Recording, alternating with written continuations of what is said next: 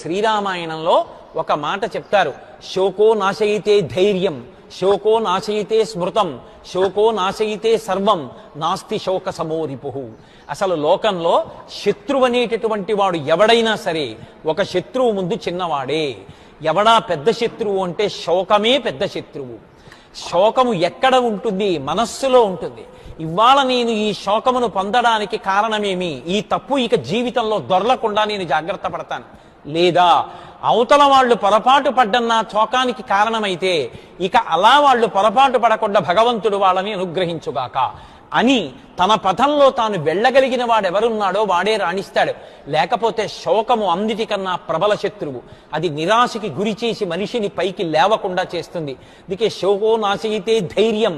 శోకము మొదట దేన్ని పాడు చేసేస్తుంది అంటే ధైర్యాన్ని పాడు చేస్తుంది. ధైర్యము పోయిందా ఇక ఆ మనిషి నోటి వెంట మాట రాదు, నలుగురిలోకి వెళ్ళలేడు, మాట్లాడలేడు, ఏ పని స్ఫురణకి రాదు, కార్యాన్ని నిర్వహించలేడు, నిశ్చయం చెయ్యలేడు, తన పథంలో తాను ప్రయాణించలేడు. శోకో నాశయితే ధైర్యం, శోకో నాశయితే స్మృతం.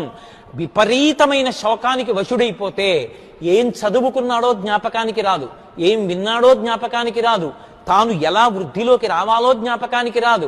ఎప్పుడు ఆ శోకము శోకము శోకము వచ్చిన సమస్యని పట్టుకుని ఆ సమస్యతో అంటకా. శ్రీరామాయణంలో ఒక మాట చెప్తారు, శోకో నాశయితే ధైర్యం, శోకో నాశయితే స్మృతం, శోకో నాశయితే సర్వం, నాస్తి శోక సమోరిపుః. అసలు లోకంలో శత్రువు అనేటటువంటి వాడు ఎవడైనా సరే ఒక శత్రువు ముందు చిన్నవాడే. ఎవడా పెద్ద శత్రువు అంటే శోకమే పెద్ద శత్రువు. శోకము ఎక్కడ ఉంటుంది? మనస్సులో ఉంటుంది. ఇవాళ నేను ఈ శోకమును పొందడానికి కారణమేమి? ఈ తప్పు ఇక జీవితంలో దొరలకుండా నేను జాగ్రత్త పడతాను. లేదా అవతల వాళ్ళు పొరపాటు పడ్డన్న శోకానికి కారణమైతే ఇక అలా వాళ్ళు పొరపాటు పడకుండా భగవంతుడు వాళ్ళని అనుగ్రహించుగాక అని తన పథంలో తాను వెళ్ళగలిగిన వాడెవరున్నాడో వాడే రాణిస్తాడు. లేకపోతే శోకము అన్నిటికన్నా ప్రబల శత్రువు. అది నిరాశకి గురి చేసి మనిషిని పైకి లేవకుండా చేస్తుంది. అందుకే శోకో నాశయితే ధైర్యం. శోకము మొదట దేన్ని పాడు చేసేస్తుంది అంటే ధైర్యాన్ని పాడు చేస్తుంది.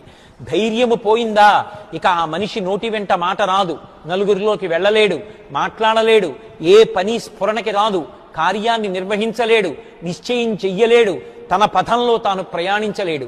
శోకో నాశయితే ధైర్యం, శోకో నాశయితే స్మృతం. విపరీతమైన శోకానికి వశుడైపోతే ఏం చదువుకున్నాడో జ్ఞాపకానికి రాదు, ఏం విన్నాడో జ్ఞాపకానికి రాదు, తాను ఎలా వృద్ధిలోకి రావాలో జ్ఞాపకానికి రాదు.